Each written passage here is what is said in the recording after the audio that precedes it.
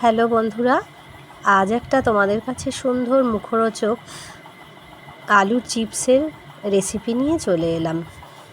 তোমরা যখন তখন এই চিপস বানিয়ে খেতে পারো, তবে বিশেষত এই শীতকালের যে চন্দ্রমুখী আলুটা পাওয়া যায়, এই দিয়ে এই চিপসটা খুব ভালো হয়। গরমকালে খুব একটা ভালো হয় না, তো শীতকালে যখন এই আলুগুলো পাওয়া যায় তখন তোমরা এটা বানিয়ে দেখতেই পারো।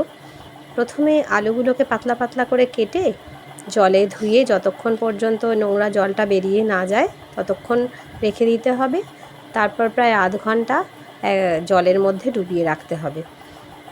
তারপর জল থেকে চিপে চিপে তুলে নিয়ে নুন মাখিয়ে দেখবে একটা জল বেরিয়ে যাচ্ছে, তখন সেটাকে চিপে তুলে রেখে কড়াইতে সাদা তেল অথবা সর্ষের তেল গরম করে তার মধ্যে চিপে চিপে ওই আলুর চিপসগুলোকে ছেড়ে দিতে হবে।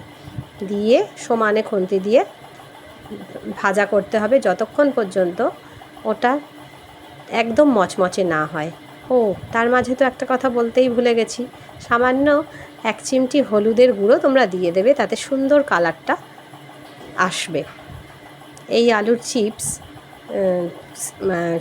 সব সময় আগুনটাকে মিডিয়াম করে তখনই ভাজবে, না হলে পুড়ে যাওয়ার